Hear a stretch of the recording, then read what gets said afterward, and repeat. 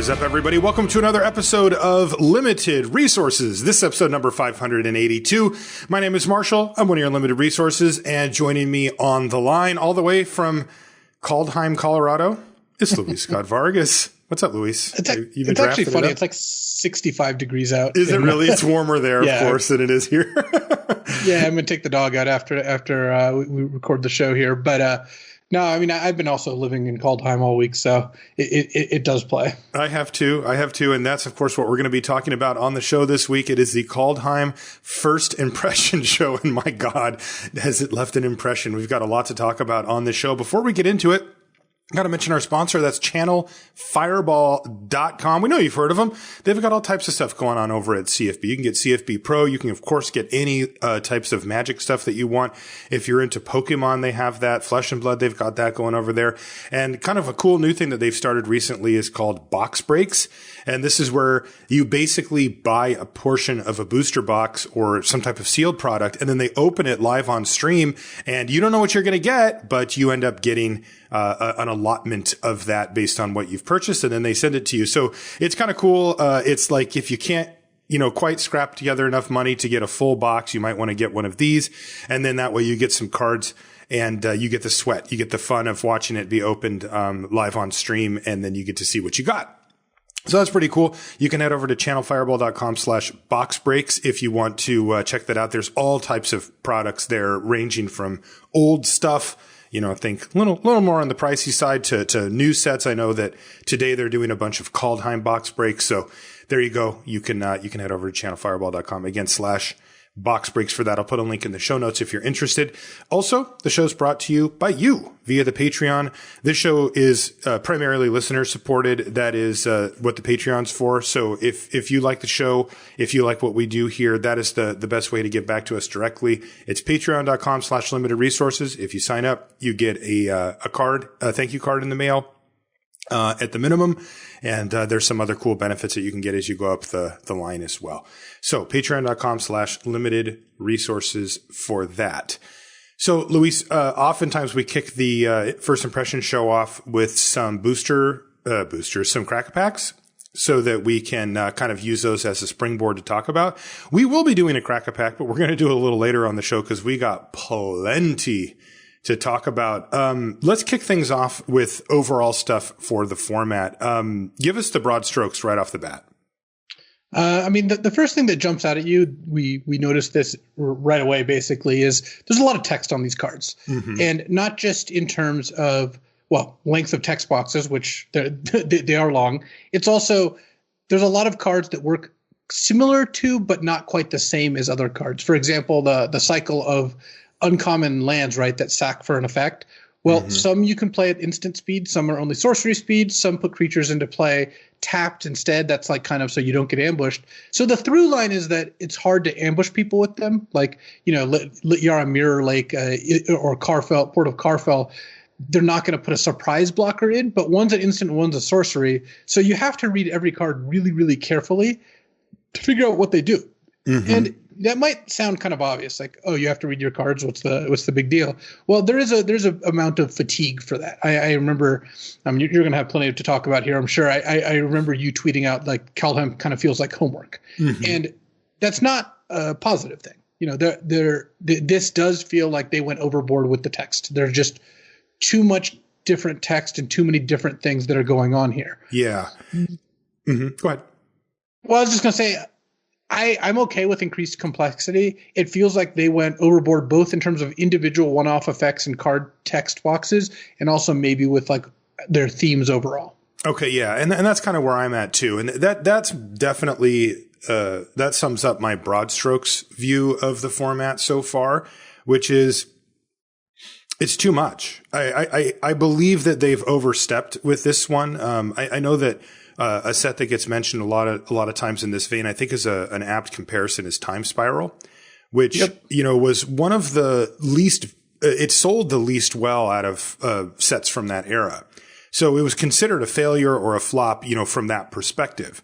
But you can, and the reason was complexity. There was something like 40 or 50 individual mechanics in that set because they basically just brought back cards from the past or modified cards from the past or mechanics.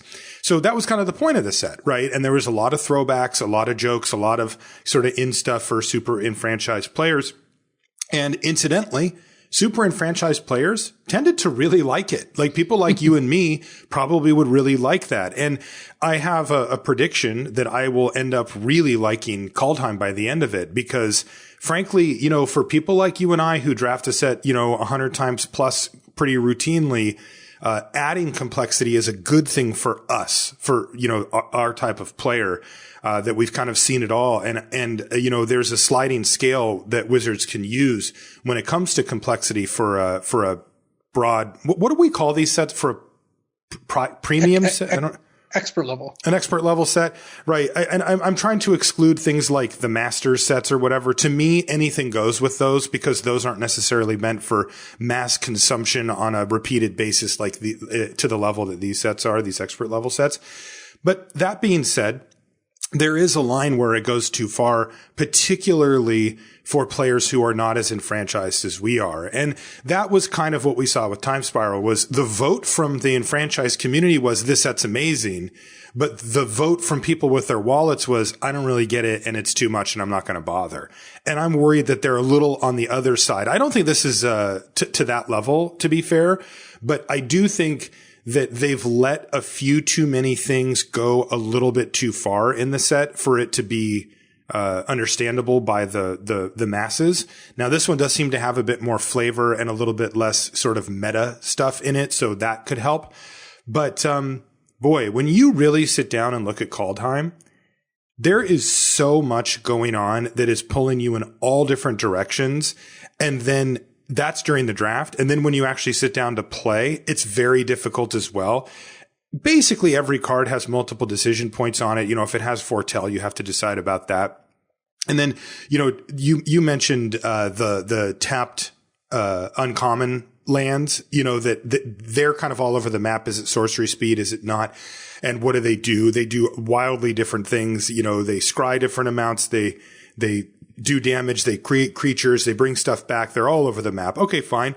You can push that on one cycle of uncommons. That's okay. But then, you know, let's look at some of the other things that they did. Well, there's the gold legendary uncommons. You know, think Svella, those type of cards.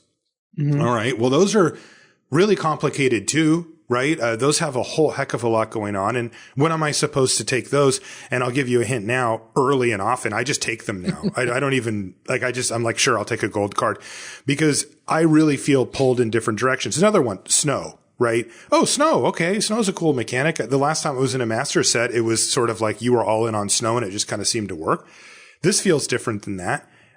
There's different cards that care about different things for snow, right? There's cards that care about how many snow lands you have. There's cards that care about how many snow permanents you have. There's cards that care about if you use snow mana to cast it. And then, of course, there's just activated abilities that can only be done with snow. Well, that's a lot. I have to keep going back to cards over and over and going, now, wait a minute. Is this the one that, you know, when it ETBs, I can search up a snow permanent or can I search up a snow land? Is this the one where I can tap it and sack it and it gives -X where X is my snow lands or my snow permanents, right? Does it count itself? No, it doesn't.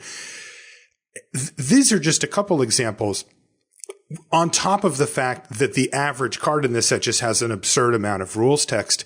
It has felt overwhelming, I would say. And to me, that's not fun. I have not had fun in the first stretch of drafts. I have enjoyed them in sort of an arcane way, you know, like in the way that you get enjoyment out of figuring something out or, you know, putting yourself to something. And in more recent drafts, now that I've got, you know, 25 or 20 or something under my belt, I've started to really kind of find my lanes and I'm starting to sort of see the landscape here. But it sort of feels to me like they felt like this would be somewhat similar to Dominaria in the sense that it has some of the same type of things going on, but that it got turned up and even a notch further and feels more like a mess.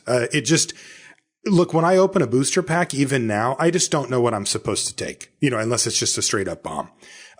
If I take... There's an obvious joke there, but I won't stoop to that level. What's the joke? That I never know what I'm supposed to take or what? Oh, you got there. Okay. Yeah. Well, how about this? If I these are two good examples of what I mean. If I open a good snow card and I take it, you know how you always have the feeling that you're not sure if you're going to play the card or not, right? Like, let's say you take a double black bomb, right? Oh, sweet. But you know that there's a percentage of the time you don't get to play that card that you open. With snow, it's like, I have no idea if I actually get to play this, and I feel very much at the whim of the other people at the table because I'm sorry, but off-color snow lands just don't work in most decks. You really do need them to tap for at least one of your colors to make it worth it. A ton of them are tap lands, by the way, because you end up taking the duals that ETB tapped and make snow, but you're only using half of them. And you just don't know if you're going to get to play it, if you're going to be the snow deck or if you're not, because those cards need to get opened and other people don't need to take them. And you need to prioritize them on top of it.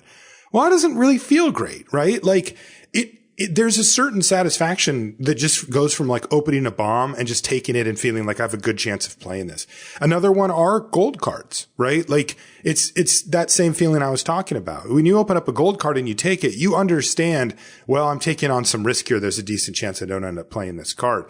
And that's what the snow cards feel like. And that's what the gold uncommons and stuff feel like. So then I'm like, am I just supposed to take this, feed the serpent, pack one, pick one? That does not seem like it's what wins drafts, right? That's not where I want to be either. So what I've been doing is just throwing myself in, and just sort of hoping it works out.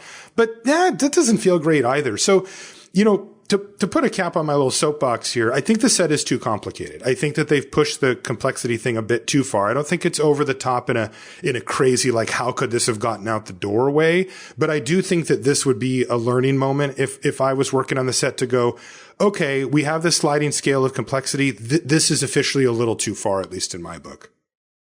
So I agree with part of what you're saying, which is that I think the set is too complex. Mm-hmm. I believe it's doing itself a disservice where there's a lot of fun in Kaldheim, and part of why I think Kaldheim is going to be more successful than Time Spiral, even though I think it's a good comparison, is that the flavor here is much better. The flavor in Time Spiral was just weird. It was bizarre. It was throwbacks to things most people had no idea about. It wasn't evocative. There was like, I remember actually watching on the cruise that we went on, the Magic Cruise, Aaron Forsyth doing that presentation, that PowerPoint presentation about basically why Time Spiral Block failed. I remember that. One of his examples is Ridged Q-Sight is this creature that gives +1/+0 in first strike. It's an anagram of Guided Strike, an instant from like with Weatherlight that gives +1/+0 in first strike. And it's like, I didn't get that, and I played it both those times and was heavily invested. Like, that's the kind of stuff I'm talking about that Time Spiral like really screwed up. Yeah. Kaldheim isn't doing that in the sense that giants and shapeshifters and angels and foretell, these cards and these themes are evocative. It gets there on flavor. I believe that the setting is cool. For all the qualms people have about snow in different ways, I think it's kind of hard to argue that snow isn't like pretty like obvious in terms of what does it mean, what is it trying to represent, and is it cool? Yeah, I find especially the like black snow cards to be really cool. The like bitter snow, like blood on the snow type cards they're cool to me. I think they're cool. Okay. The part that I strongly disagree with you about is that gold cards are a bad mechanic because sometimes you don't get to play them.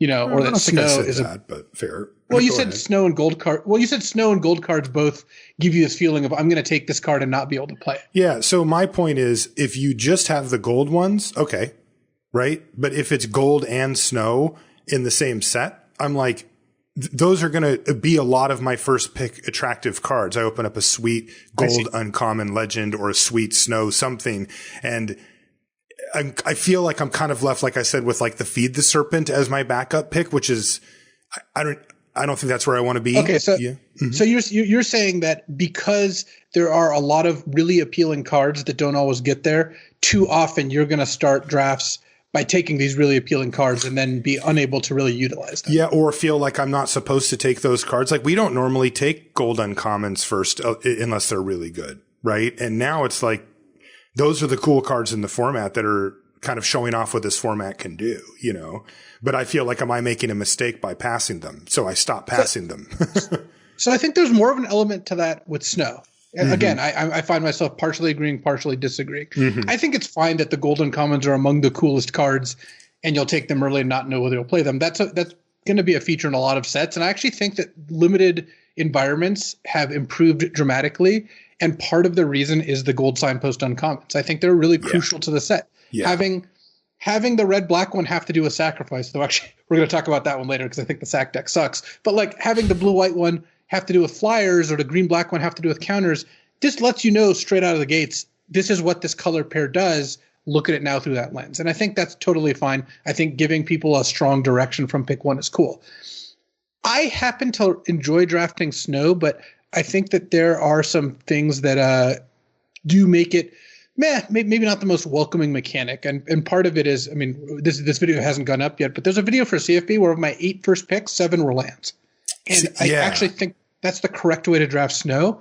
And look, me, you, Sam Black, you know, the Lords of Limited, these are the hardcore drafters who just love the nonsense and love, ooh, I want to do the thing that makes me feel clever. Yeah, we might enjoy taking a red-green snow land over a really good card because we think that's how you should draft snow, and that's correct. I would say most people don't love taking lands that early. That was actually part of my argument, remember, when we talked about like bounce lands being the best. That's right. I just think that in general it's fun to take cool cards early, and as fun as it might be for us to like craft these snow decks, I feel like being kind of compelled to first pick these snow lands over cards and then get the cards later, that's not going to be everyone's cup of tea. Not that everything has to be, but you're kind of getting set up because look, if you're first picking a red blue gold card and then you go into red blue, well, your gold card probably does its thing. It's hard for those cards to miss. And maybe you're not supposed to be in red blue and you kind of got suckered into being red blue because of the gold card, but that's going to be a little largely invisible and your gold card is going to work as advertised. Like you just have this awesome red and blue gold card. If you first pick a snow card and then take another snow card but don't take the lands heavy enough, your cards just won't work. Right. And that I think is a less satisfying experience. So again, I'm on board for a lot of what you're saying here. Some of it I do disagree with, but I think now that we've talked about it a little less, you know, that I think your position's a little not quite as extreme on gold cards than I thought. I do think gold cards are net great. So that I wouldn't want those lumped in with snow, which does have this problem. Yeah, I think it's just the accumulation of these things, right? It's like when you try to fit too many of these type of things into one set is when you can kind of scramble it up too much where people are I mean, it's funny because the example you gave was perfect about the snow. Like, I think that's cool, right? Like to first pick snow lands and just be like, I know, like I'm sacrificing this pack basically to get all the good snow stuff in the second and third pack. Like that's a cool strategic thing. It's just a neat wrinkle that you don't normally see. But like you said, it's similar to the bounce lands in Ravnica where you and I are in on the joke. Like we understand how this works and we're very happy to take these things. And, you know, I'm sure a good chunk of our listener base is similar where they're like, that's clever. That's cool. And it works. I'm going to do that. But there's a lot of players who just never get to that point or don't feel confident enough to just start slamming random snow basics and have a good deck by the end or don't end up short on playables or whatever. And it's that group of people, which is a very large group, you know, that I worry about. And then the other thing that you mentioned too, that we'll just see as we do this. And I think this is a little simpler and I don't really know what the fix is, but you know, normally there's these handholds that you have between mechanics or between cycles or between card types or whatever, where you understand the pattern that they did and that, you know, you get 3 of this, 3 of this, and 3 of this. And the black card gives you 3, 3, 3, but they're different things or, you know, and your brain can kind of start shortcutting stuff. This set doesn't have those. And so I find myself double checking, triple checking cards all the time when I'm playing and just, you know, and I see my opponents doing it all the time. You know how in Arena you can see what they're looking at. They're just constantly going over all my cards to make sure that nothing does something that they forgot, you know, and I'm also learning a lot too, because there's a lot of it where it's like, oh, that's how that works. Or, oh, that's when I have to do that. Getting your hands on these cards and playing them is required as well. And to be fair, that part I enjoy. Like I like the part of figuring things out and getting into the depths. And, you know, it is funny because even after me saying all of this stuff, at this point in the format, I think I would have Kaldheim has the highest percentage to be an all-timer than basically any set that we've covered before. Not because I love it so much, but because I have faith that once the complexity walls have come down, then you just have a deeper, more interesting format. And I like that. Let's talk about some of the stuff we like about the format too. Like from broad strokes, Foretell's to be clear though, I do like this format. I think more at the moment than you do. Yeah, like but that makes sense to me. The same concern because you're better than I am. And you're able to, I mean it, and you're able to assimilate information, basically faster than anybody I've ever met in my entire life. Right. So, you're kind of a unicorn in that way where I would also expect you to dive into a brand new cube that you haven't played before and do 2 drafts and like already start to be like, this is sweet. I get it. I love it or whatever. Where for me, I'm like, I don't know yet. Like I've sort of poked around at 2 drafts, or 2 archetypes. I kind of have an idea of what's here. I like what I'm seeing, but let's figure it out. But you kind of have already, progressed past that part. So you're different, man. It's hard for us normal people, to get to that point so quick. The only thing I would just caution us about in general is trying to evaluate too much what other people find fun, because I think it's good for us to be concerned about the complexity in the hands of newer players or whatever. But in general, I do shy away from like dictating or making too many assumptions about what other people will find enjoyable, because I don't know, you could be surprised. Some people, like I wouldn't be surprised if this was an overall very well received format, though I also am lower on the long-term value than you. I do not think this is going to be an all-timer because I've already felt that the snow decks blend together a little bit much for my tastes. But let's get to some strategy, shall we? Yeah, let's do that. I did want to mention Foretell though. I think Foretell is really sweet. It's awesome. Yeah, I've really enjoyed it as another attempt to sort of smooth things out. Right. Particularly the fact that it's colorless on turn 2 means that there have been many mana stumble situations where I have still been able to do things on 2, which is critical. Because if you don't hit your second land drop, well, there's no hope for you. I'm sorry. You shouldn't have kept or whatever, right? But a lot of times you need that third land drop. This is a classic limited scenario. You keep a 2-lander with 3 3-drops and 2 4-drops or, whatever it is. And you're like, I just need to hit my third land and I have a good hand here. And you don't.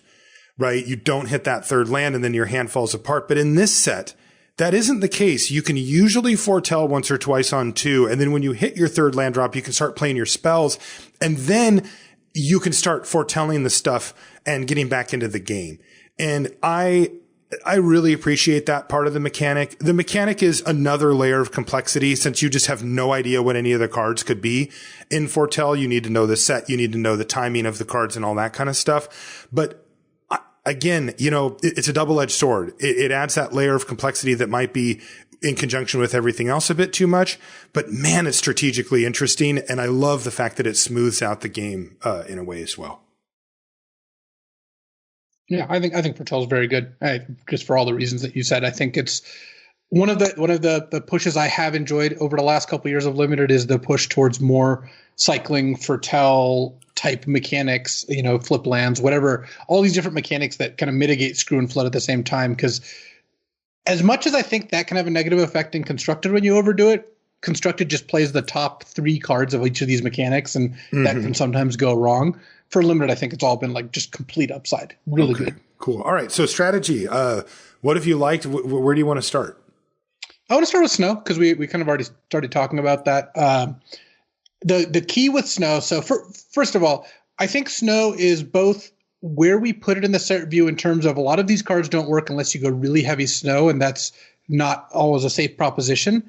But also when it's open, it is, I think, better than we gave it credit for. Like the 10 Snowland deck is a deck you can draft, and that's something that you can get into. The way you do that, and this is the key, is you just have to commit. You have to first pick snow duels. You have to take Snowland's third pick over good commons, and you kind of have to hope that you get the payoff afterwards. And from what I can tell in Arena, that's worked a good amount of the time. I think it is a good archetype. It's draft. It is self-balancing and in a way that's particularly punishing. If you start out, let's say, drafting any two colors, like you have mostly red cards and you take a couple white cards. If then, like, let's say, this is the scenario where you first pick a good red card, second pick a good white card, third pick a good red card, fourth pick a good white card, see 3 more good red cards, and then you take stock at the end of pack 1, and you're like, well, I have 3 white cards total, and only 2 of them are like cards I like. Mm-hmm. If I see a good black rare, maybe I'll jump ship, or if I should start pack 2 by taking a couple red cards if possible to kind of, balance a switch. If you do what you have to do in some of these snow decks and you spend all of pack 1 taking a bunch of lands, you might not have those options because you're not those cards aren't fungible. You're not going to be able to parlay those into anything but snow. You're really committing. And that does mean that you will have, I think, a higher percentage of decks that really don't work out, where you're just going to go 1 and 3 or whatever because you burned a whole pack and there's no real exit strategy. So that doesn't make me want to first pick like decent snow cards that much. It means that, you have to kind of keep an eye on what the metagame is feeling like. Because right now, I think snow has been fairly open. I don't think that's always going to be the case. And when that kind of switch flips, you got to know when to get out, because a table with 3 people drafting snow is going to lead with 3 pretty bad decks for those people. Just the cards don't translate well. Cards that require snow mana are not good in decks without snow mana. Taking a bunch of snow lands do not work out if you don't end up with actual snow payoffs. So I am higher on snow than I was in the reviews, but I also caution people not to go nuts here because I've been on the receiving end of these great snow decks. Actually, check out my Twitter. I posted a couple really sweet snow decks. I ended up drafting these like 5-color decks with some Icebind Pillars and Wraths and all this cool stuff going on. And those decks were a blast to play and very good. But I've also definitely had decks where I spend the bulk of pack 1 taking a bunch of snowlands, but then all of a sudden 5th or 6th pick, the snowlands stop showing up, and then or I don't wield a Priests of the Haunted Edge and someone else is taking snow cards and I have to pivot and end up with a really bad deck or just a bad snow deck, one or the other. So you do have to watch out. I do think that if you are disciplined and aggressive enough by taking these lands, if you really go after the lands, then you can end up with some pretty busted decks, because once you start wheeling the decent snow paths because you cut off all the snow lands, then you can end up in a really good spot where not only do you get to play the best cards of all the colors, because you can often float these like 3 to 5 color decks. So usually you don't end up playing white because there's just no snow payoffs. Sometimes you splash just good white cards, but often you're just going to be like some combination of Sultai as your base colors, whether that's green blue or blue black or green black. Mostly based on whether you pick up like Sculptor of Winter or Priest of the Haunted Edge. Green is the most common main color because it has fixing, which enables all your other colors like Horizon Seeker, Glittering Frost as well. Yeah, Glittering Frost has been really important. Oh, yeah. But main black is also really good because if you end up with 2 or 3 Priests of the Haunted Edge, this is the 0-4 that sacks to kill a creature in your deck. It gives -1/-1 for each snowland. And like 2 way downs and like just really good black defensive cheap plays, then that can buy you time to find your splash colors and get your good cards into play. The pick order I have is number 1 bombs. Like, look, you're gonna open some of these ridiculous cards. Like you just take the 10 out of 10s or the 9 out of 10s, all the really good cards. Then it's the snow duels, and this is really high. And then it's the best uncommons. So like Avalanche Caller, Glimpse the Cosmos, Spirit of the Alder Guard, and then the best commons like Behold the Multiverse, Cerul's Packmate Demon Bolt, and then Snow Basics, and then Snow Commons like Priest, Bergstrider, Glittering Frost, Sculptor of Winter, and then the non-snow like decent cards, which you hopefully don't have too many of, because if you have too many of, then what payoff are you getting from being snow? Right. Yeah. I found myself in Teamer Snow a lot. Yeah. Yeah. With with Frostbite and like Icehide Troll kind of being the cards that I end up taking in that Snow Commons. Yeah, both those cards are excellent. Yeah. And then the Glittering Frost, as you mentioned. Whether you end up like Teamer or blue-green or whatever it is, it's just going to depend. If you pick up two Frostbites and a Demon Bolt and a Svella, you're probably going to have a lot of early mountains, because that's what this deck's going to use to defend itself. If you have that package of like Priests and Waydowns, you're going to end up with more swamps in your deck. And to speak to one of your earlier points, snow duels that are double on color and snow basics of your colors are really, really important. When you have snow covered plains in your 4-color no white deck, it's pretty rough. It's hard to really afford that. And similarly, like the blue green, blue black, red green, like all the non-white duels are worth a lot. The white duels, like red white, is just not a color combination that you're really in need of most snow decks. So those get bumped down quite a bit as well. Yeah, and also we mentioned it before, but don't be afraid to play an off-color duel. What I mean by that is it's only one, right? A green whatever duel. If you're in green, you can play that, but it's the ones that are 2-nothings that are much further down. Yeah, and you're gonna play the tapped half-color duels. It's just going to be a nature of the beast. But yeah, it's not. So they're not as nearly as high of picks. The Shimmering Veil, the come into play tapped snowland of any color, very high pick because sometimes it just gives you whatever off-color card you end up needing. So, I mean, we're going to talk about individual cards later, but overall, I think snow is definitely a bigger part of the format, just because if you can successfully position yourself to cut off snow, to have it be open and wield a good snow commons that no one else can use because you really hoovered up all the snowlands. Yeah, Turbo Snow is definitely a real deck, definitely very good. It's just the deck with a high fail rate compared to other decks too. So I'm not.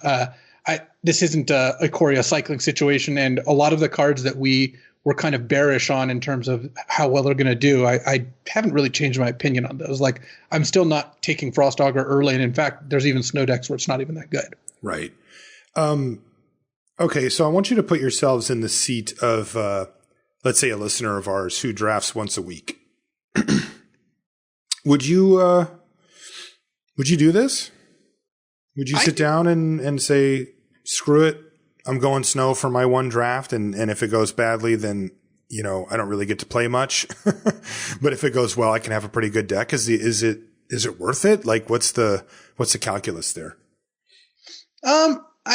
I think that it's a unique enough experience and pretty fun that I think it's fine to go for it. If you don't have tons of shots and you really care about winning the draft, like this is the highlight of your week, you'd love to win the draft, I don't know that I would necessarily go into snow. But what you can do, I mean, snow's not a archetype that really rewards hedging, but imagine if you took Cerul's Packmate, right, the 3/3 draw card because it's excellent. Yep. Then you took a Behold the Multiverse, and then third pick there was like a blue-green snow duel. At that point, it's going to be really hard for me not just take the blue-green snow duel, see if there's no snowland, and pick 4. If there is, then I'm figuring, okay, I'm in good shape. I'm the 2 best snow colors, and no one's taking these duels.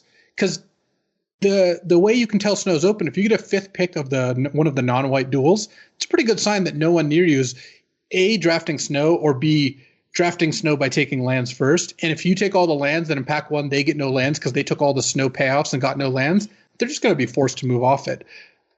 Granted, you might always run into the person who's like taking your snow cards and ends up with 4 snow lands in your deck and their deck doesn't function. And yeah, that feels bad, but that happens. You got to just accept that. What does the off ramp look like?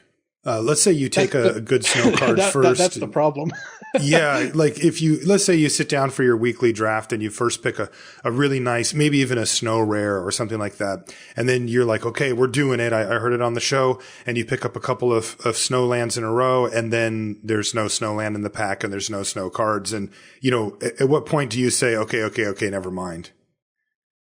It really just depends on, like how whether you got diamond hands or not. Like, are you in it regardless, or do you want how much do you want to hedge? How much kind of also how valuable are your payoffs too? Because when you open a really powerful snow card, then like if you let's say you took a snow duel and then you took a snow duel and you took Avalanche Caller, the 1/3 that makes lands into 4/4s. It's pretty hard to like want to back off of that because that's just such a strong card. It's one of the best snow payoffs there is. But if you have just a couple snowlands and like an Icehide Troll, at that point, just start trying to settle into colors and put snow by the wayside. What you don't get to do is go in and out, right? Because sometimes if you're drafting like that example earlier where you were like red-white, but you might veer into black, sometimes you just veer back into white and pack through and you open a good white rare, or you get past a couple bound and gold pacifisms or whatever, and you're not super punished. With snow, it just doesn't really work that way. Yeah. And that I think is a downside to snow, right? Like it is part of drafting skill to be able to kind of go back and forth, and snow's relatively unforgiving in that way. But it does give you kind of a lane to yourself in some ways, if nobody else is in it. There are a bunch of the cards that go in the snow deck really well, but also regular decks will play, but there's plenty that's not the case for at all. And you can even get the common payoffs that can win the game for you too. Okay. What about our next archetype?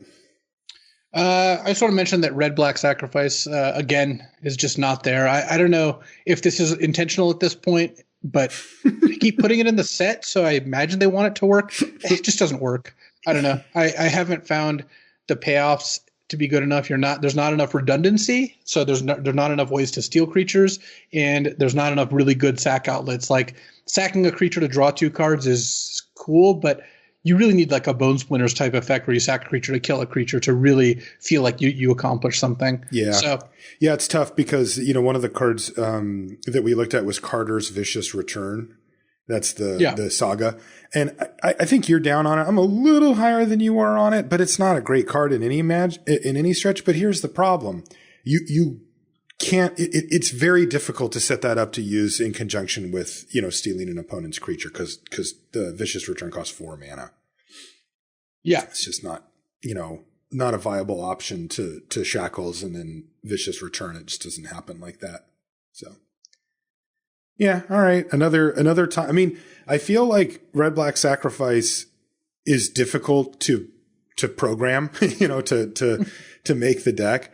Because you do, the times when we've seen it successful is when there's a common way to steal a creature, and then there's at least 1 or maybe 2 common playable ways to sacrifice creatures for no mana, Nantuko Husk style cards. And if those ingredients aren't there, then they have to really go through hoops, or just, a lot of times we've seen red-black decks just be good because they have red and black removal that's good. And, you could probably put together one of those here, but that's more of a power level thing than a synergy thing. So, yeah. All right. Yeah, one of my first drafts had 3 threatens, 2 village rights, Carter's Vicious Return, and it just didn't even come close to being good enough. Yeah. It's not a good sign. The problem is you want your cards that when you have A is bad and B is bad, but A plus B is great, that can kind of get there. When A is bad and B is okay and A plus B is also just okay, yeah, it's a problem. That's a problem. It's a problem. What about Blue-Red Giants? Blue-Red Giant's one of the best archetypes. Agar! Agar, the Freezing Flame is absurd. It's the 3/3 for 3 that basically draws you a card whenever one of their creatures dies. It does kind of feel that way, right? Like, it's not what the card says, but it does almost play out that way. Yeah. And I think that Blue-Red Giants has a couple things going for it. One is it's got excellent uncommons. That is actually relevant. It's not just commons that matter.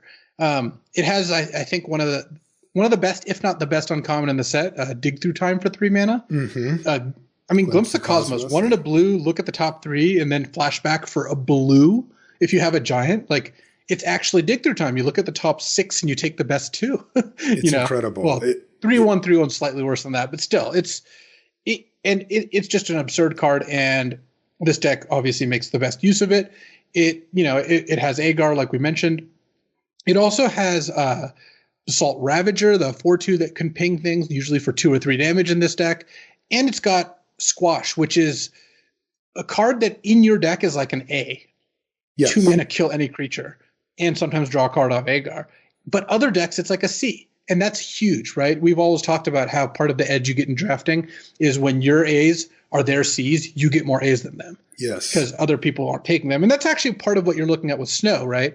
With Snow, you get access, if you do your homework and take all those lands, you get access to a lot of B-level cards that other people can't play, that are Fs for them or Ds. Mm-hmm. So Giants has that going on, while also just having a lot of cards that are just good by themselves. Mistwalker has been really, really impressive. Mistwalker's the best giant.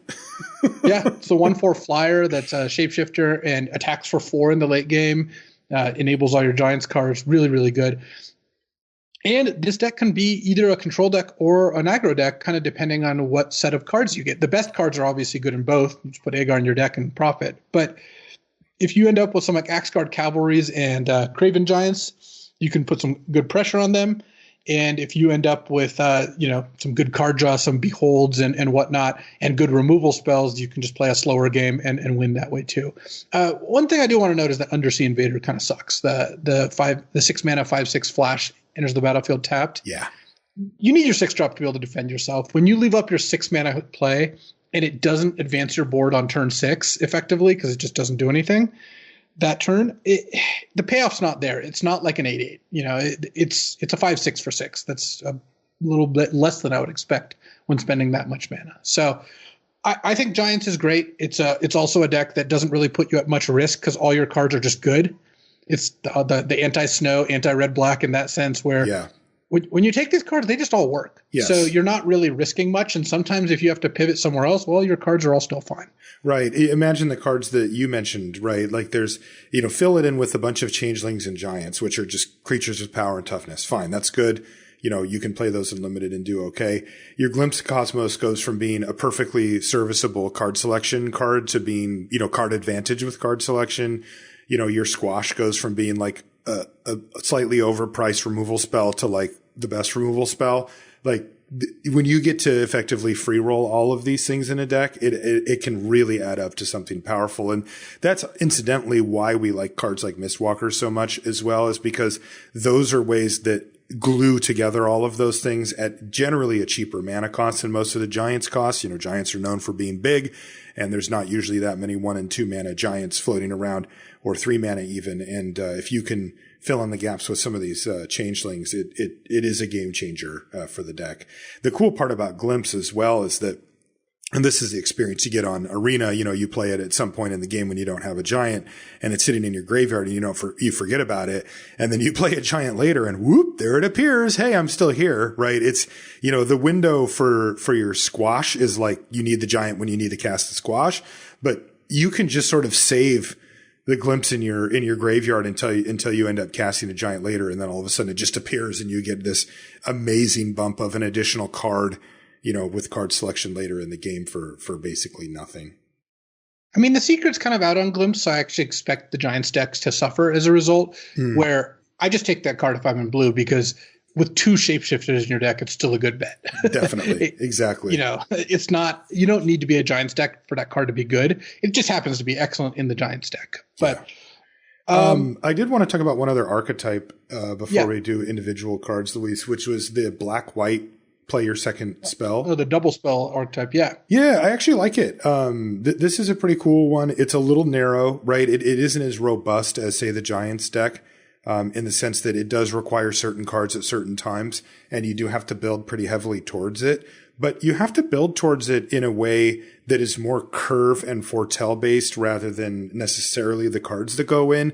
You do have to pick up payoffs. Some of the key cards that you'll find are cards like Clarion Spirit, which is the 1 and a white 2/2. And when you cast your second spell each turn, you get a 1/1 flyer. That's a big deal. The Berserker, the 2-drop, I forgot its name. The Blood Rated Berserker or whatever. Blood Sky Berserker. Yeah, 1 and a black 1/1. And when you cast your second spell, it gets 2 +1/+1 counters and gets Menace until end of turn. Like those are your like premium uncommon payoffs for it. Yeah, and then the black-white one as well, the Furia, the Judge of Valor. Furia is amazing. I will first pick Furia, by the way. Yeah, that one is completely absurd. When you play your second spell, you get to look at the top 3 and take a card from them. And it's also 2/4 flying. It's completely awesome card for in general, but in the archetype, it basically means that you don't run out of gas anymore. Also, it has lifelink, by the way, so that you can continue to do the 2-spell thing. What this means, though, is that you need to set these turns up. Oh, and there's also the pet, Infernal Pet or whatever, which is a much lower grade of payoff than the 2 uncommons that I mentioned, but it is a card you can put in your deck and profit from.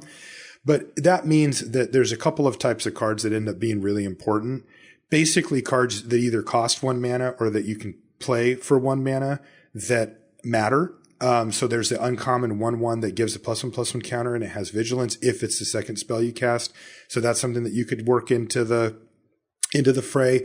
But the key one, interestingly, is it threw me for a little bit of a curveball, Luis, because when we did the set review, I thought Doomscar Oracle was going to be like a little bit more of a controlling card. That's the 2 and a white 3/2 that gains 2 life when you do your second. But here's the thing. None of that actually mattered. It was the foretell is white. And that's how you get a 2-spell turn in the first 3 to 4 turns of the game, where you can set up 1 or 2 of these payoffs. Like, let's say, you set up, you get an uncommon and a common payoff for this or whatever. And then the Doomscar Oracle ends up being the second spell you can cast within those early turns because you foretold it at some point. And that ends up being how the engine gets rolling. The fact that it's a 3/2 that has an additional upside is very nice. And it's a piece of the pie that really does matter. But it's the fact that you can get an aggressive, good creature onto the battlefield that turn for just the 1 mana that will trigger the other ones that I found really important. Upsides to the deck are that you also get access to the removal in black and white, which can be pretty strong with Bound Gold and Feed the Serpent and those type of cards. Downside to it, though, is that you really kind of have to do the thing in those first few turns to apply enough pressure to make it worth it.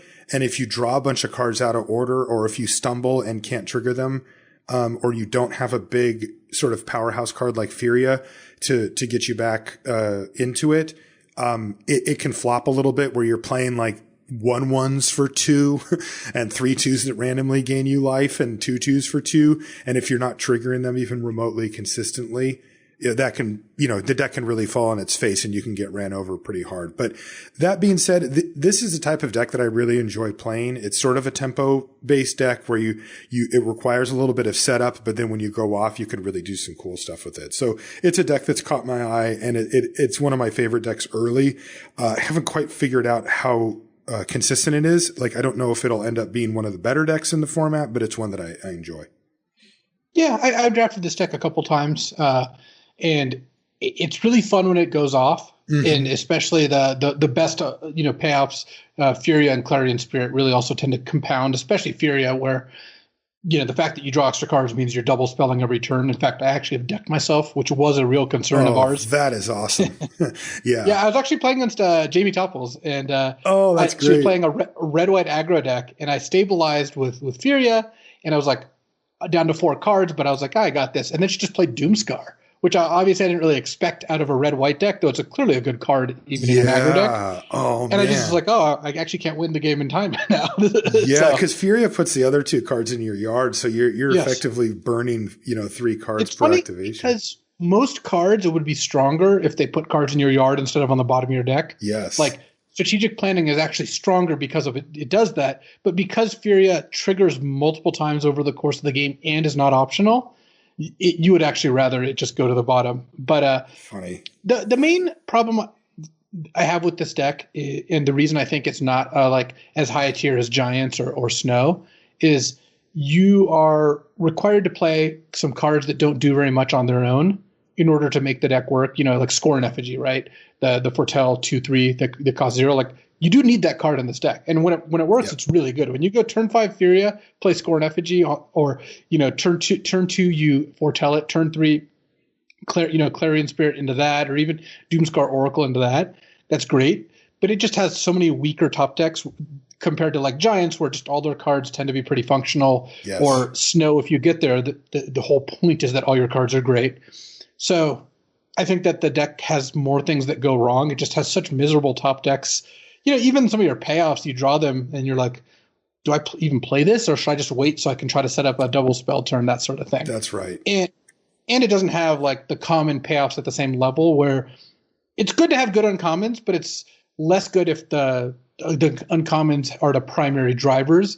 And I think for this deck, like, the main reasons I want to be in this deck are the uncommons we talked about, not as much the commons. Like, Doomscar Oracle is a great card. I think it's actually just a really good card. It's not enough to drive a whole deck by itself. That's right. You need some of these things. So I think the deck is good. You should know how to draft it, because when it's open and you're in the right seat for it, you should draft it. It's a good deck.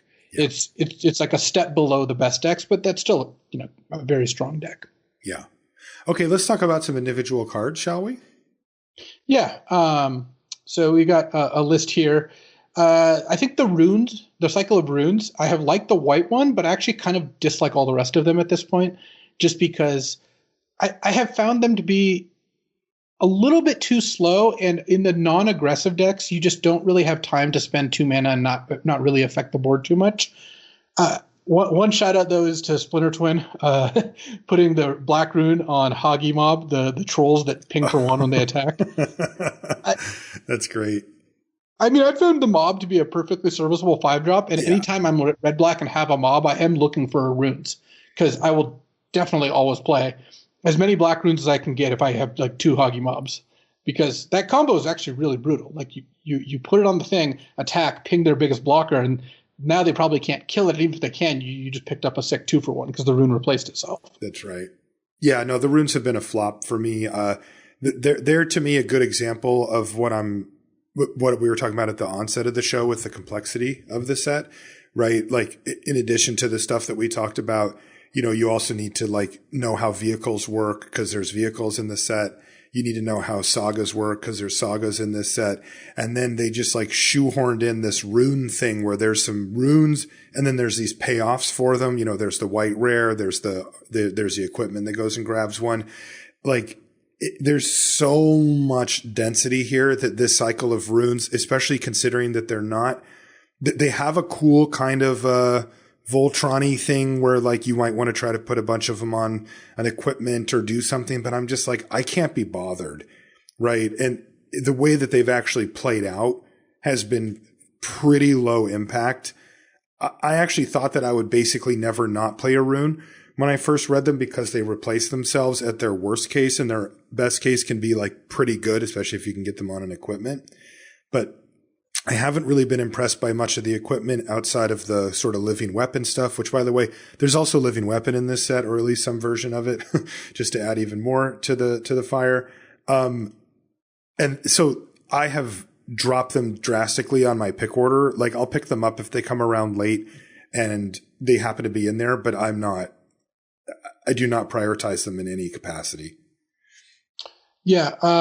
We already talked about Glimpse. Yeah. So right now, I think the top 4 commons are not controversial. Cerul's Packmate, Behold the Multiverse, Demon Bolt, Feed the Serpent. And white doesn't get an entry. Yeah, there's actually a lot of really good white commons, but you're right, they don't spike as high as these ones. No, they're in a band of their own. We'll probably get to those next week, because I think there's a lot to talk about for the white aggro decks and where those commons fall as well. But right now, I have Behold and Packmate at about the same level, and I have them like just a tiny bit ahead of Demon Bolt and Feed the Serpent. The reason there is just a decent amount of good removal, and these nice 2-for-1 cards are so good. I think that Packmate and Behold the Multiverse are just really, really strong. And even though Demon Bolt and Feed the Serpent are excellent removal spells, I find that this such easy card advantage at such affordable cost is getting the nod from me. But I wouldn't be surprised if that kind of flip-flops throughout the format. Probably my least favorite of these is Feed the Serpent, because 4 mana to kill a creature doesn't feel like you're gaining a significant advantage, where all 3 of the other cards, you kind of feel like you're getting away with something a lot of the times you cast them. Agreed. Yeah. Feed the Serpent, Demon Bolt is basically Feed the Serpent with what's it called? With Foretell. So there you go. Yeah. Yeah, we talked about Carter's Vicious Return. Just not that impressed with the card. Yeah, I've liked it a little more than you. I've played it in some like non-dedicated sack decks, and just it's been fine. Like I've been able to buy back some impressive beasts with it.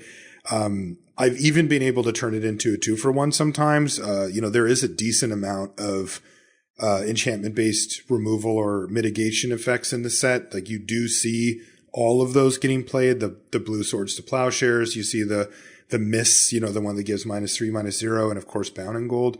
So, those are.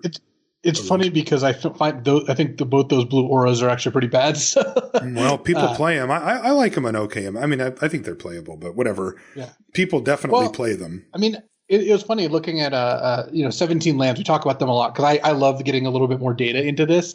Carter's Vicious Return is actually one of the lowest win rate, like lower than average win rate card.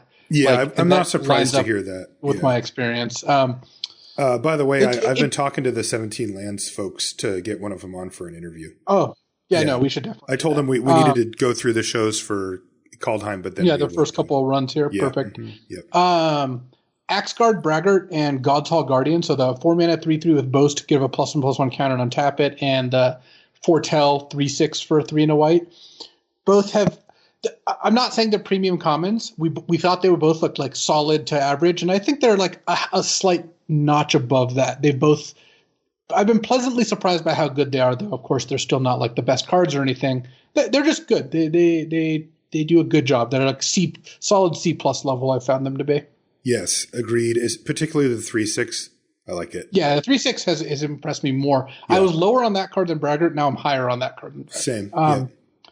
One kind of corner case thing, not corner case exactly, but won't always come up, is Master Scald. This is the 4 and a white 4/4 that when it enters the battlefield, you can return an artifact or enchantment to your hand if you exile a creature to your graveyard. This plus Sagas is just a really good combination.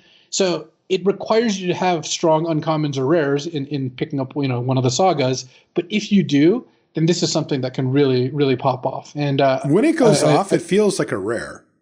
Yes, this feels like a rare. It's funny because it's not playable with just all commons in your deck for the most part. Right, exactly. Like playing this to get back a Scorn effigy is just not going to work out for you. But having this plus Sagas, so if you get like 2 good Sagas, I'm really on the hunt to splash Master Scald and just get some good value. Bind the Monster. I found the blue decks aren't quite aggressive enough to really take advantage of this. There isn't a blue-white Flyers deck that reliably comes together. And the Giants deck has access to other good removal and also like tends to take some damage in setting up anyway. So I haven't found the Bind the Monster to be very good. It's playable, but yeah, that's interesting. I found it pretty decent. But my experience has been that I'm not binding as many monsters as I am binding like utility creatures. Pilfering Hawks and the untap a Snowland elf thing and stuff like that. Yeah, it has utility there, but I have just found that there's just enough aggressive decks or decks playing big creatures to make this like not premium removal. Just I'll play one of these and I won't pick it highly. It's not the blue source supply. Yeah, like I get my equivalent for it. My comparison would be like Frostbite. I think it is quite a bit worse than Frostbite. What I'm saying is that it solves a lot of the same problems that Frostbite solves. Yeah. And then it does have this ability to take out a 6/6 in the scenario that it makes sense to do. I think part of why I don't like it as much as I thought also is Masked Vandal, the 2-mana 1/3 shapeshifter that blows up artifact or enchantment. That's another card that feels like a rare when you play it. Yeah, just runs roughshod over the card. I like Masked Vandal a lot. I found it to be. I made a joke on my stream where I said don't leave home without it. Like, it's like you just don't want to not have a Masked Vandal in your deck. Which we should is a mask, yeah. Yeah, we good point. We should mention Broken Wings as well. We've got a lot of questions about if it's main deckable and if we've been main decking it. Where are you at on Broken Wings? So it's main deckable, but it's not a good card to like. I'm not a card I'm excited about main decking it. Like I'll play it in decks that are lacking in interaction, and it's acceptable to main deck it there, but it's also not a card I'm like thrilled to. Like I'm not actively looking to main deck it. It's not quite as cards aren't just are these main deckable or not. There's a scale, right? On the one hand, there's cards that you're just always happy to play, and a Demon Bolt, you're just always going to play it, always going to be great. And then there's cards you'd never play. Most sideboard cards are cards you would never main deck and you'd want to side in. This is not that. This is above that where I'm okay main decking it or sideboarding it. So you can main deck it if you don't have a ton of interaction. You need to shore that up. You can also leave it in your sideboard and it's fine. You are exactly where I am on it. So I'll leave it at that. What about Frostaugur?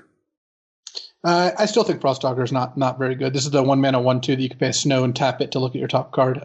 So it's I've had decks where I've played it and it's been great. You know, when you have 11 snow lands and 10 snow permanents and it draws a card every other time you activate it, then yeah, sure, go nuts. I haven't found it to be a card that takes like a medium snow deck and makes it better. It just takes good snow decks and makes them a little bit better. So not a card I take early, unlike Avalanche Caller. Mm-hmm. I love this card. I think Avalanche Caller is incredible. It's one of the most backbreaking cards. It's the 2-mana 1/3. You can pay 2 to make one of your snow lands into a 4/4 hexproof. Where sometimes you like play this on like 5 or 6 mana, send in a snow land immediately. Then next turn, your opponent's staring down the barrel of you making 2 of your lands into 4/4s. I've also had games where I just use it defensively when I've got a bunch of instant speed card draw and my aggro opponent's like, all right, I'll attack with my 4/3. And you're like, all right, make a land into a thing, trade. Next, or you leave up your mana and they can't attack with their 3/3s. Mm-hmm. And then end of turn, you just cast Behold the Multiverse instead. You can also play it, and this is what really puts the cherry on top. In a deck with 3 snow lands, I would just play it. Because you just need 1 land in play for it to be a passable card, like an above average card. And in a deck with like 5 or 6 lands or more, it's just very, very good. So yeah, it's actually rare. Yeah, it's actually rare that you can animate more than 1 snow land anyway. So yeah, that's a good ceiling. But the fact that they gave the lands hexproof's a big game. Because a lot of times they only have 1 snow land that they can do during a turn or maybe even 1 total. And that would be a fine place to use a Demon Bolt or a Squash or something like that to take them off of that snow land. And then they can't keep activating more. You're actually doing some reasonable to them. But the fact that they gave the land hexproof means that that's off the table. Dwarven Hammer? you put that on the list. I did. Dwarven Hammer, my God, that card has been a total beating. This is, part of that cycle of equipment that, for lack of a better term, has living weapon where, you can pay a cost when it ETBs to make a creature as well that it gets attached to. This is one that gives +3/+0 and trample for equip 3. Cast is 2 and a red, but the ability is only 2 mana, so you can pay 5 mana. And you get a 2/1 red dwarf berserker, so it's a 5/1 with trample. This card legitimately turns every single creature in your deck into a threat. It's just even your random 2/1s, like what it makes. Just anything with, 1 power is one thing, but anything with 2 power or above is just like it has to be blocked, and it's difficult to block at that point. And it makes any of your big creatures just basically unstoppable. I've been really impressed by it. I think it's the best of the cycle. Oh, for sure. The 5/1, like you said, they have to do something about, and then all of a sudden you're just like, all right, send in my 7/4 Craven Giant. All right, send in, And once you start that pattern, they are not going to be in a position to attack you back, which buys you more time to play and equip onto more creatures. So, that's right. That's right. Dwarven Hammer has been great. Elderfang Disciple and Skull Raid. This is the 2-mana 1/1 that makes them discard, and then the Mind Rot for 4 or 2 and 2. I think they've both been solid. Black has a nice discard theme that can like punish people for playing too many expensive cards or, just leaving cards in their hand, like being able to just strip their last couple cards. More than that, I wanted to mention that they change how you should play against black decks.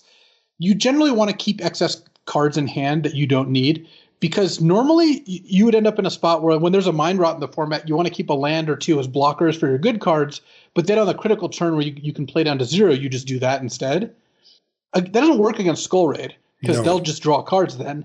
And you would rather discard lands 7 and 8 than have them draw 2. So you really have to know how many lands you need, what your mana sinks are, and just keep any excess lands in your hand to protect against these cards. Yeah, which is really, that's a cool design on a card discard spell like that, right? Yeah. One thing that makes these a little weaker is Foretell. I have run into the situation where my opponent has 2 cards in their Foretell zone, 0 cards in hand, and I have an Elderfang Disciple, and it's like, well, I guess this didn't work out. Yeah, that does happen, and that's of course why they made the rules change or the text change on the Skull Raid for sure. Yeah. One thing I have found, I was on the bad end of this in our challenge, but I've also done it to other people and had it done to myself.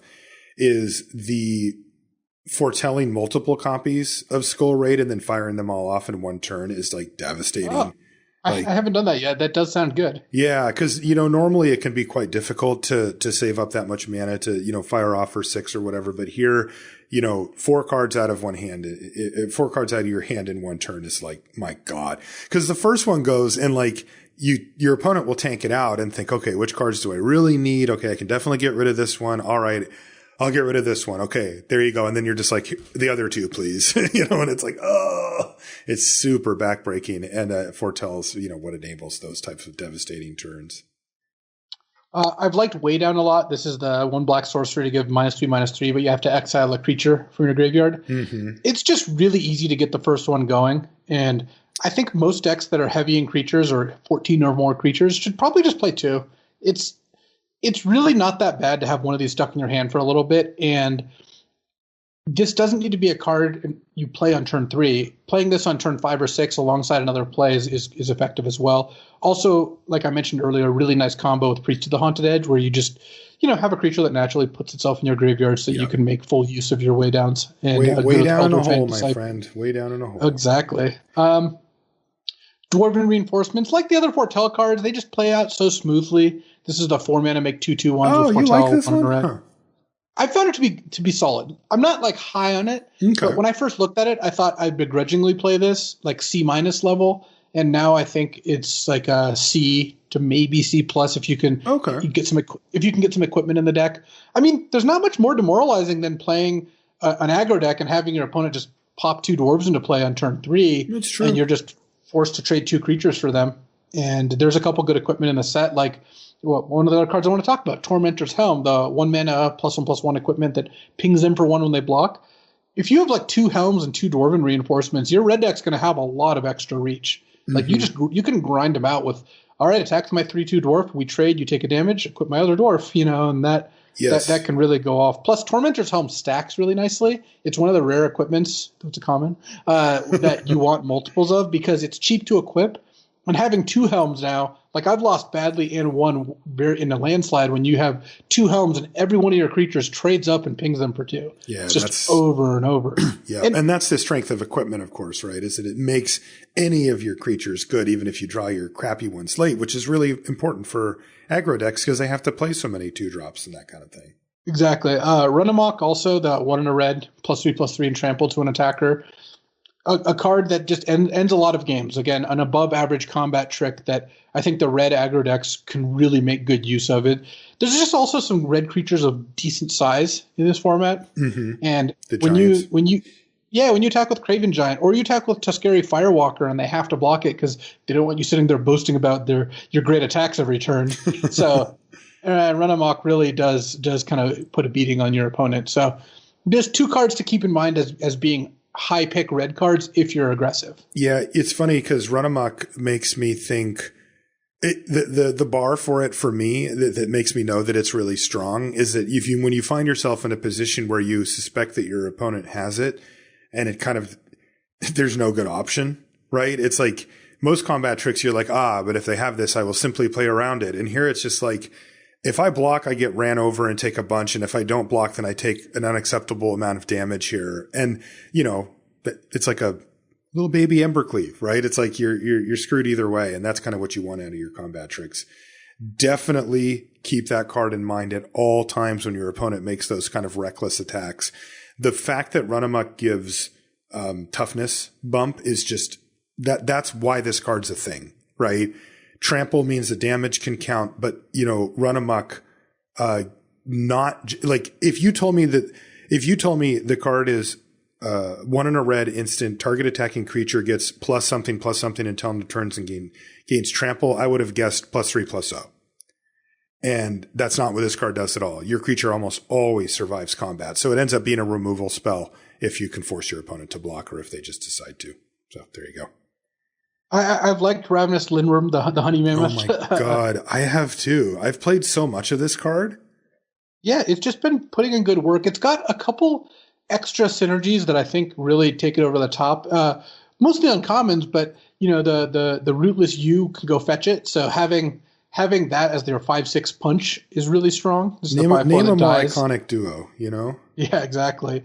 Yara Mirror Lake, the uncommon blue-green spell land, cloning it is actually just a really big game. You've done this too?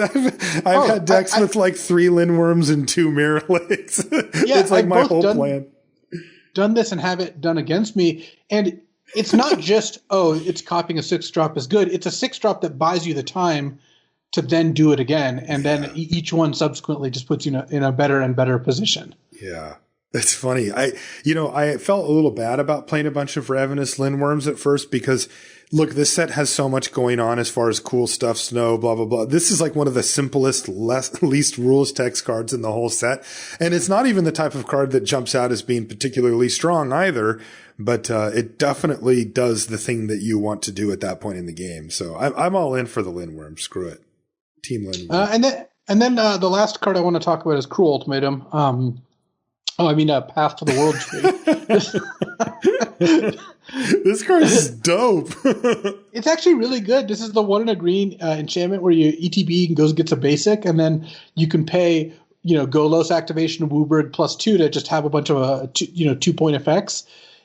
I just have found that 5-color Snow wants the effect to begin with of searching for a land, and then being able to activate it with like Svella, which I know is your favorite card of the set right now. It is. Glittering Frost, all these other cards, Snow Duels, whatever.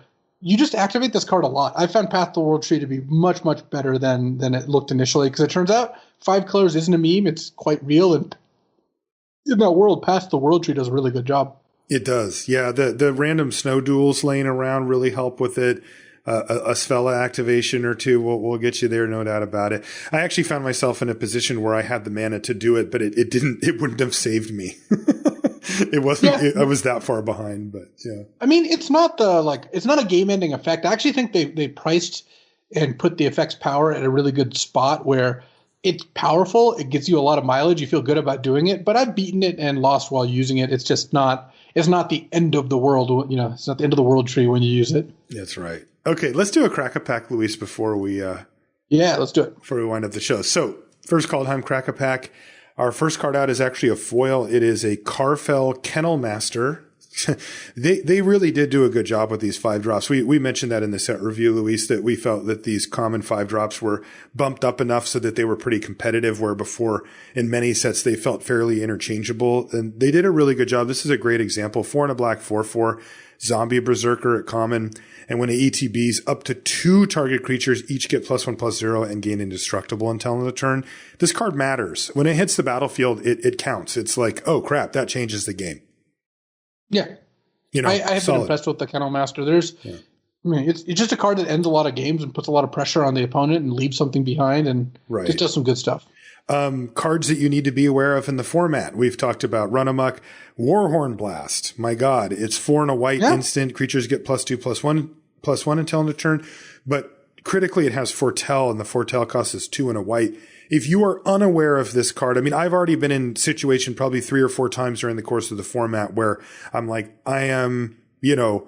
I'm certain enough that my opponent has Warhorn Blast that I'm going to play as if they had it, and I had to make completely different blocks than what you would normally make because I thought they had it. It's just very powerful way to end a game. Yeah, I have found myself being quite scared of this card and wanting it in some of my white decks. So I think that the Foretell aspect, it really did take it over the top. Yep. Tormentor's Helm, a card that you and I just talked about. Shimmerdrift Veil. This is that tapped land that you can choose a color. It's also a snow land that we talked about. So there's our snow land, snow permanent here. Where is our snow land, actually? It's Shimmerdrift Veil. Oh, I thought that. Right? I don't think so. I feel like I remember seeing Veil next to the snow land most of the time. Is that not correct? Oh, yeah, I guess. I'm just picturing it in my head, but.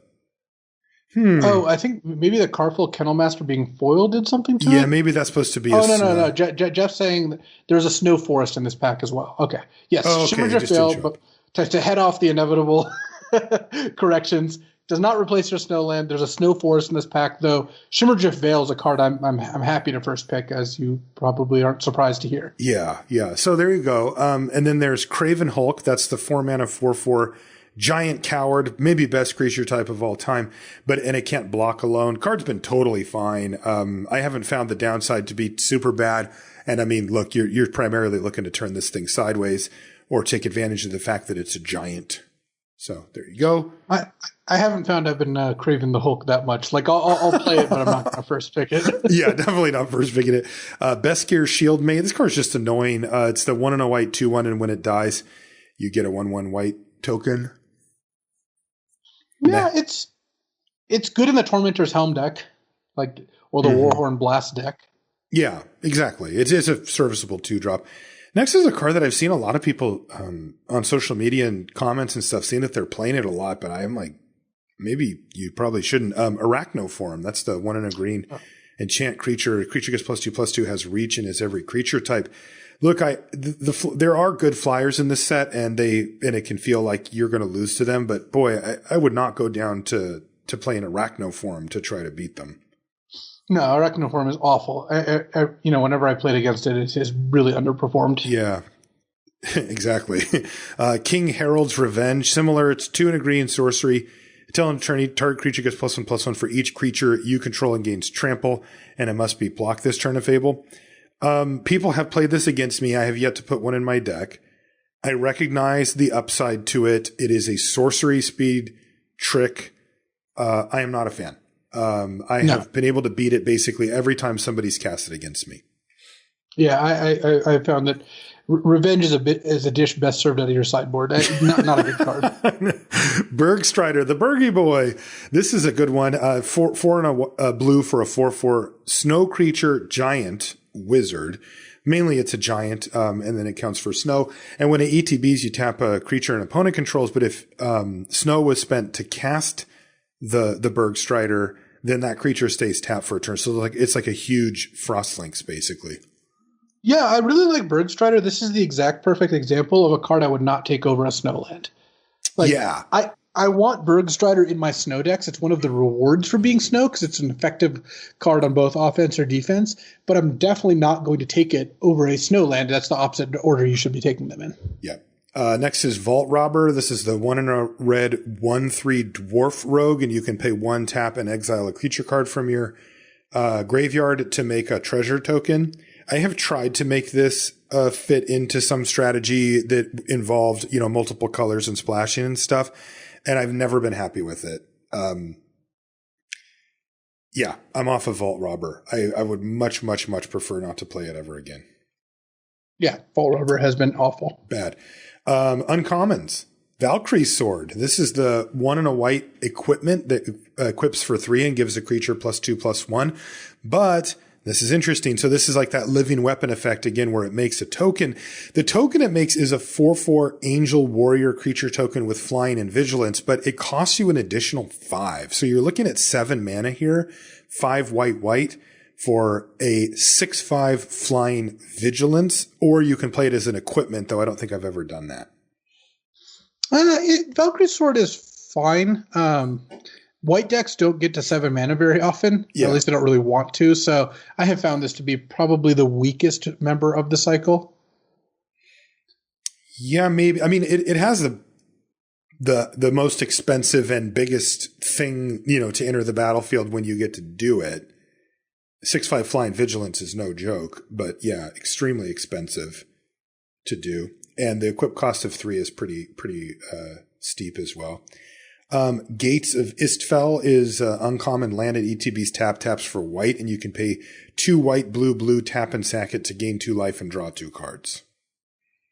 I mean, these lands are all pretty good, and I think Gates of Istfell is fine. The main problem I have is that white-blue hasn't really been a great color combination. So I'm not going to take this card early and hope to be in white-blue because I just don't think you end up there. Where you might end up is blue whatever, like blue-red, for example, or blue-black, and you play this card if you've got another white source or 2 in your deck because it requires only single white to use. So if you were already going to splash a card, it works less well with this because there's not that many splashable white cards. But imagine, you have like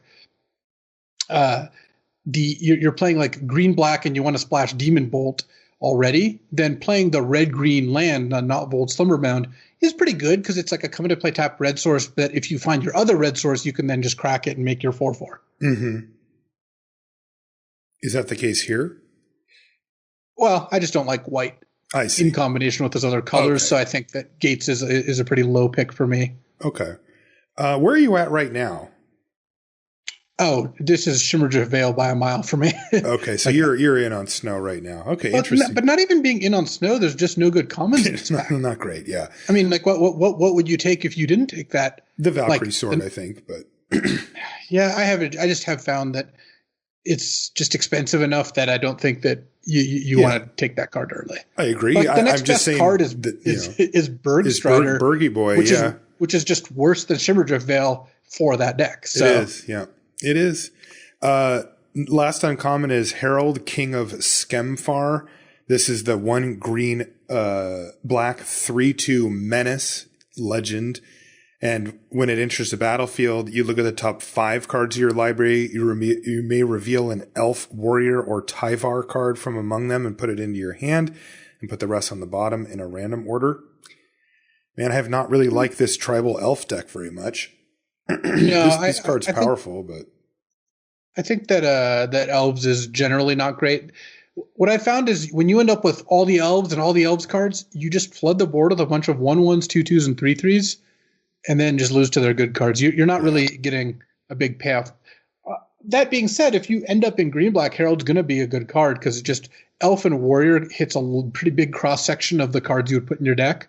So it's just a good card to play, but I'm not taking a gold card in a combination I don't like first pick over a really good land. Yeah, and this is a good example of what we talked about at the front of the show, where this card's asking you to take a big risk, but not really giving you the payoff. There are a few of the gold cards. I mentioned Svella, or you did. Probably my favorite card in the set, Furia. These type of cards, I will take a gold card and see if I can make it work. But a card like Herald doesn't give you quite enough on the back end because the deck it fits into isn't that great. Our rare. Ascendant Spirit. You want snow? Here's some snow, buddy. It's the blue 1/1, and you can pay double blue to make it a 2/3. You can pay, and then if it's that thing, then you can pay triple blue. Sorry, I said blue. Double snow to make it a 2/3, and then if it's that thing, you can pay triple snow to make it a 4/4 flyer or whatever, and then you can pay quadruple snow if it's that thing to give it. I don't know. You win the game. What is it? I forget. You put 2 counters on it, and whenever it hits them, you draw a card or whatever. You get, whenever it hits them, it gets 2 counters and you draw a card. Yeah. So, okay. So yeah, this is another example of don't put the cart before the horse. You got to eat your vegetables if you want to have dessert. You got to take Shimmerdrift Veil here. I would take Snow-Covered Island here. I would take Snow-Covered Forest here over Ascendant Spirit, because this is one of those cards that's good when you have 12 snow sources in your deck. It's not good when you have 5. And that's part of the reason I don't value it as high as like Avalanche Caller, which is good on, a minimal number of sources. Mm-hmm. So you got to just take the lands that let you do the things and not the things that are cool if you have the lands. I'm taking the Ascendant Spirit. Dude, it's one pick. It's one pick. Like, well, that doesn't make it right or wrong. Like the fact that it's one pick. What I'm saying is that you're saying I need to find 10 snowlands, right? Yeah. And this is why I want 10 snowlands. And of all of the picks that I will get options for, I am reducing that by 1 to have one of the best payoffs for the snow deck. I don't think this is one of the best payoffs. I think this is like a mediocre payoff. Come on. This thing's dope. It's just so hard to use. Look, you need your snow cards to work when you draw 1 or 2 snowlands. This doesn't work until you draw 3, and even then it's kind of slow, and it doesn't really pop off until you draw 4. But I'm going to have 12. Yeah, well, I played with this card. You should take Shimmerdrift Veil here. I would take Bergstrider over Ascendant Spirit if it came down to that. So I question your level of commitment. That's what I'm saying here. I just don't think you can't even accuse me of not being someone who's greedy. In this particular case, I just think Ascendant Spirit is worse than all the other snow cards in the pack. I thought you were into snow, but apparently you're not. You're just not ready to take the dive yet. I understand. You'll when you're more committed, then you'll be slamming the Ascendant Spirit. I still hate that it costs blue. I get you explained it to me in the review and it made sense, but it's like this thing should just be all snow. Like, just don't let me. I don't want any color of mana to. And then it's not even a blue card; it would just be a colorless card, I guess. Yeah, snowerless or whatever. There we go. So there it is. Kaldheim First Impression Show. Lot to cover. This has been super, super interesting curveball of a set that is thrown so much at us. We did mention before, but it has the most rules text of any set ever. The folks over at Scryfall ran the numbers on that. And you're looking at it. I think that it will get better and better as we get more and more used to it. And, a lot of us that have been drafting for a long time are benefited a lot by already understanding a lot of the card types that are present here. I just mean like from a basic sense, like cards like sagas and vehicles and stuff that are a little weird. You have to kind of get used to them if you haven't played against them yet. And then I did want to mention another pet card of mine. Apparently I'm just a Gruul smasher now, but Waking the Trolls. Super fun. I really enjoy it. You do too, right? Yeah. I knew you would love this card and I have too. Blowing up my opponent's lands in this format for whatever reason feels great. The targets are actually there. Oh, and one other gripe I have is the dual lands that we mentioned, the ones that have the activated abilities. On Arena, I can never tell them apart. I have to always hover over to make sure that they're not a snow land because I just assume that there's some random snow duel that I can't remember what it looks like. So there's a lot of land hovering happening as well. I wish you could turn that off on Arena, by the way. I played on Magic Online, when the Vintage Cube was out, and I went over to like hover over my opponent's card and I thought, I don't really want to point out this card to them, but then I remembered, I can just do this now and I don't have to show them. It feels a little intrusive now to go back to Arena and play again where like I need to know what this card does. Leap out at you. What's that? The lands just leap out at you when your mouse moves over there. Well, I just mean that like, there's times when I've realized that my opponent could have lethal or they could go for it or there's a thing that I need to consider, but I don't want to like have it start flashing for them, that like I'm looking at this card or that I'm looking at your library size or something like that, because I feel like there's a lot of times where, especially early in a format, boards get complicated enough that people can forget. Or heck, I've even been in scenarios where people did forget, right? Like they just didn't do a thing for a turn or two. And I might want to read the card, but like, I don't want their eyes to go over there and go, oh, I could have been attacking this whole time. Or, why are they looking through my graveyard or, something like that. Anyway, I digress. We will be, of course, following up on this episode, next week where we'll have even more as far as what's going on in Kaldheim with archetypes, cards, evaluations as they change and as our understanding of the set evolves, and we're looking forward to that. If you want to find us on social media, I'm Marshall. I have one more thing. Oh, actually, what do you got, Luis? I did some market research during the podcast. You tweeted, didn't you? I asked if you've done five or more Kaldheim drafts, how much are you enjoying it? Uh-huh. And the answers are not enjoying it, an average amount, enjoying it a ton, and then results. So okay. I did cut off the people who, assuming people are roughly telling the truth, who knows? The people who have only drafted it like once or twice. I wanted people who've done 5 or more drafts. And while I think I have a fairly broad range in terms of audience, in general, it does trend towards being more competitive, right? Like I would say that if you follow me on Twitter, you're more likely to be more invested into Magic because that's generally one of the pathways to find me. Right. So the results are 6.6% say not enjoying it, 22.8% say an average amount, and 22.8% say enjoying it a ton. The rest are just results, so that they don't count towards that. So that's there's interesting. A couple things they're tied down on here. Yeah, average amount and enjoying it a ton, and then a smaller percentage just not enjoying it at all. Interesting. But the way I phrase the poll, phraseology matters a ton. Mm-hmm. Not enjoying it, I would expect to always be the smallest of the categories, because if you didn't like your first 2 drafts, why did you do 3 more? Right? Good point. There's some selection, but I also did want to get people's feedback who have put some more time into it than just 1 or 2 drafts. I also, like I said, expected this audience to be slightly more competitive, or like have a more competitive bent, which would, again, if our theories are correct, push more towards enjoying it versus not enjoying it. So I think that based on these, it's 3,000 votes about. It's not nothing. That's a lot of Magic players.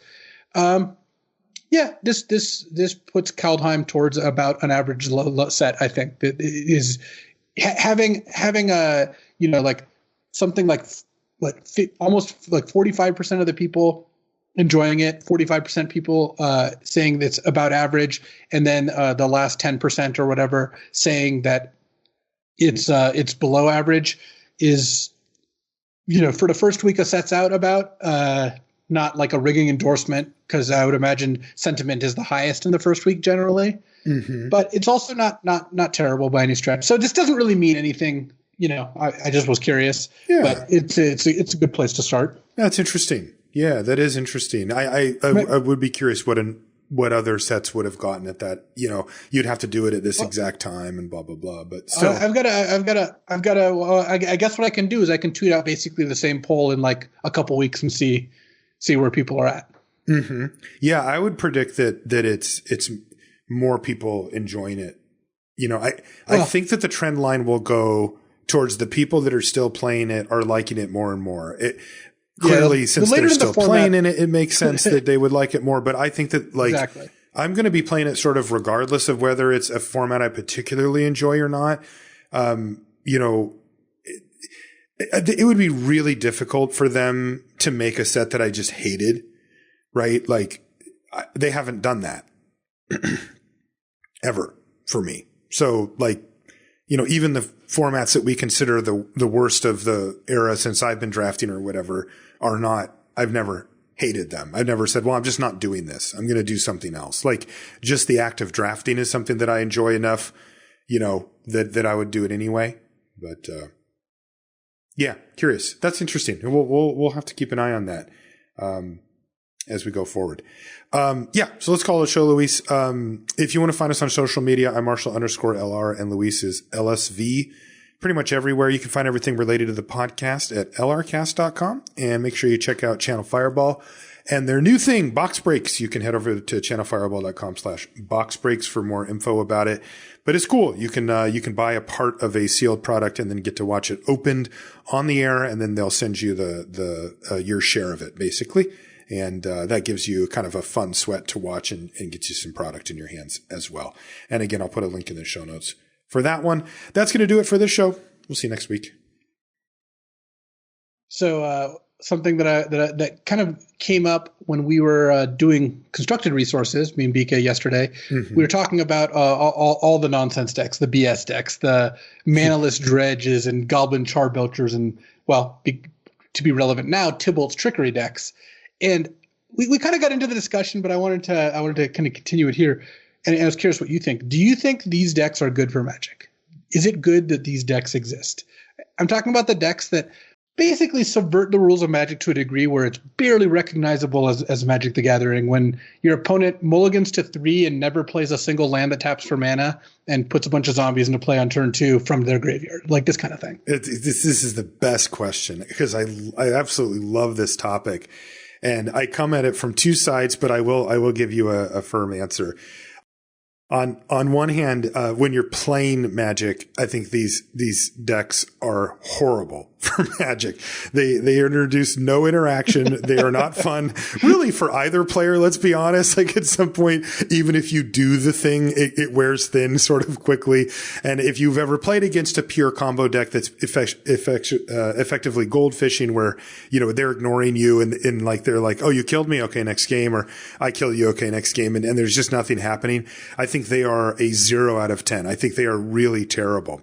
The thing that I do like about them, though, is that Magic has this space in it where you can let your imagination go and where things can break and where degenerate, cool, interesting things can happen. And then it generates discussion on podcasts and on message boards and on instant messages and between friends. And did you hear about this deck? And I love that people find ways to manipulate the cards and break things and do things and keep your imagination going to always be looking out for the next crazy whatever thing. And I think that has real value even if it's overall a bad thing. I would compare this to cards that have been banned. Talking about Oko or Jace the Mind Sculptor, these are cards that we in the Magic community are going to be talking about in 5-10 years time when there's a new player that comes along and says, what's Oko? And you go, oh, my sweet summer child. Sit let down. me tell you. Yeah. There was the last Pro Tour, 60% of decks played, just all these really interesting, and they ended up having to ban it. That's how good that card was, right? And these are the lore and the interesting things that happen. So overall, I say it's good. I say that because they never really last, like these things are never really allowed to just become a consistent part of the play experience for large groups of players. I like that these mistakes can happen and that it means that R&D's pushing it a little bit and not afraid to take some risks. And I like that we have checks and balances that says I don't have to sit down and watch somebody mulligan down to 2 and play an Emrakul on turn 3. But if I have a Thoughtseize, then the match is over or whatever. Like I'm happy that it doesn't end up being the play experience, because if it did, I wouldn't play. My favorite thing about Magic is interaction. That's why I love Limited. I like thinking about what my opponent can have and interacting with what they're doing. Anything that reduces that. This is why I don't like Hexproof. This is why I don't like pure combo decks like that. Makes the game a little worse in my mind. But overall, I think the bigger picture is more important. So I am pro stupid broken decks as long as they don't stick around too long. Yeah, that's kind of where I'm at. I think that I don't like it when these decks kind of rear their head in Standard. I feel like Standard should be off limits, and I doubt the Tybalt's Trickery decks will be good enough for Standard right now, but you never know. I mean, people are going to keep making these decks better and better until they figure it out. But look, when you sign up to play a Legacy or a Modern tournament, or God forbid, Vintage, like this is just part of the range. I think that it's cool that it's part of the range. I think it is obnoxious when they're too good, because at the end of the day, I do want to play Magic the Gathering. I don't want to play, flip over my top 7 cards and see who wins. But it's just cool. It's cool that these decks do something. I mean, it's also cool because it can kind of level the playing field to some degree. Like, look, at the end of the day, like, it's healthy for the game that BK can beat me sometimes, and these decks. That was so brutal. You were like so good. My God. I'm like, where are we going? Where is he going? There it is. Is he still in chat? He is. He is still in chat. Oh, God. He's still in chat. I didn't realize he was in chat. Oh, wow. Look at that. Yeah, I don't know. I'm in for the nonsense, but if it gets too much, the joke gets old really fast, unlike my jokes.